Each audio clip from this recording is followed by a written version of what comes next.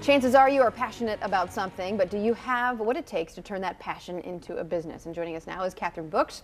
She is an Atlanta-based entrepreneur and a former manager of a Fortune 100 company. It's so good to see you, Catherine. Thanks for joining us. Thanks for having me, Casey. Okay, this is something that you do. You go around and you'll talk to students and aspiring entrepreneurs, people who want to make the transition, just as you did, from working in a Fortune 100 company to becoming an entrepreneur. So what advice would you have first off for people who are looking to make the leap? So, such a hot topic. I love this topic.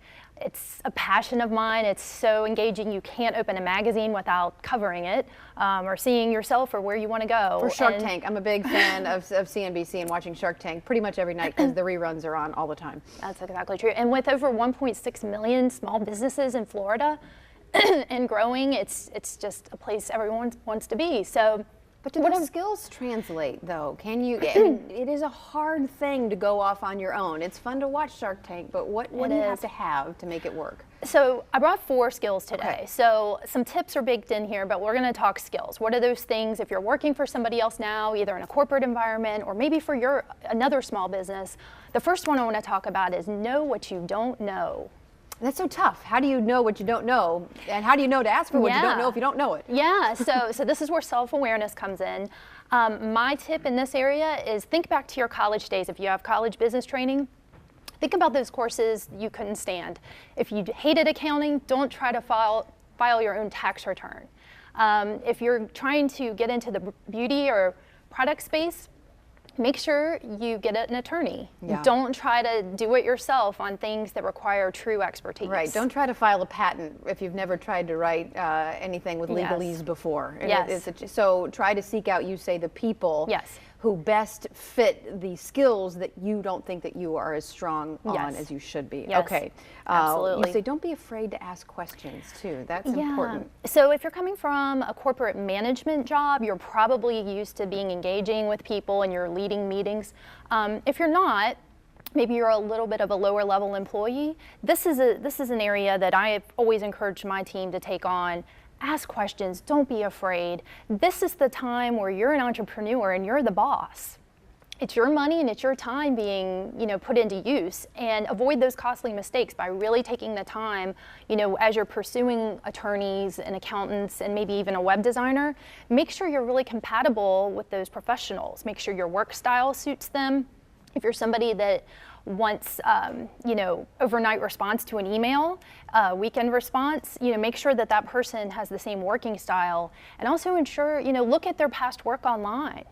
See if their creative, output is kind of on the same page with where you want to go. Right, their execution. Yeah. You find a lot of people are afraid to ask questions because they fear ignorance. They don't want to be like, I can't believe you didn't know that. Yeah. You don't want someone saying that to you. And I think it's a little bit fear, but it's also some just being thorough. It's about, really doing the diligence and don't be satisfied with the first answer given to you. If it's a friend of a friend trying to say, hey, I have a friend that does websites on the side, chances are they're probably they don't have the deep skill set that you're looking for. Chances are. Okay, get in all these points. Written and verbal communication. So obviously, in your job and TV and media, that's extremely important. But in the entrepreneurial world, writing emails is de rigueur. I mean, nonstop email writing. Mm-hmm. Make sure you get your requirements in writing. Make sure that, what you've engaged, maybe a web designer, that you're actually getting that product back, and being clear and concise is essential. Yeah, but yeah, sometimes you get lost meanings in emails, yes. right? The words can go on. You don't, at the end of the day, what were we just conversing about? Okay, so be clear and concise. Yes. And you say also build time in your schedule to write, think, and create. So this one is a little bit new sometimes for people leaving a corporate environment, because he or she may be used to being told what to do. So in the entrepreneurial space, you're really driving the ideas. You're the one that's expected to think of the next great thing, or maybe improve something that's already in the works.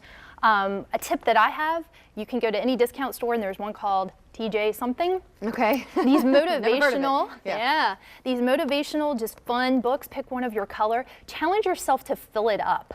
Write down everything that happens during your day. Write notes any kind of interactions, ideas, thoughts, and chances are when you get stumped for your next idea, you've already written it down. Writing it down, that's so true, to have a book with you. I've seen people do it where you Yeah. meet somebody, you Yes. write their name down. You know, what's your number? You write it down. Or here's an idea, write it down. And discipline. I know you and I talked about having Yes. discipline, which is such a hard thing. But not to get on that train very quickly. We're running out of Yeah. time. Let's talk about you, like your Yes. entrepreneurism, your entrepreneurial spirit. You have a website that has all kinds of goodies, which I Yeah. love the website, by the way. Thank you so much. So she's her own CEO.com. It's basically a lifestyle and brand it's for ladies. Gentlemen can participate too. I'm trying to source made in USA and organic cotton items. So we have everything from embroidered hats to t-shirts. There's a t-shirt there, coffee mugs. We have wine glasses now. And it's just something to show the world, you know, we're kind of in the statement-y kind of fashion trend right now. So why not show the world that you're the boss? Good deal. It's Yeah. good to see you. Thanks, Thank you so much Casey. for being here. We appreciate you. I know Jovi Porter up there in the booth wants one of those, and I do too. We're both passionate about being an entrepreneur. Good to see you. Thank you.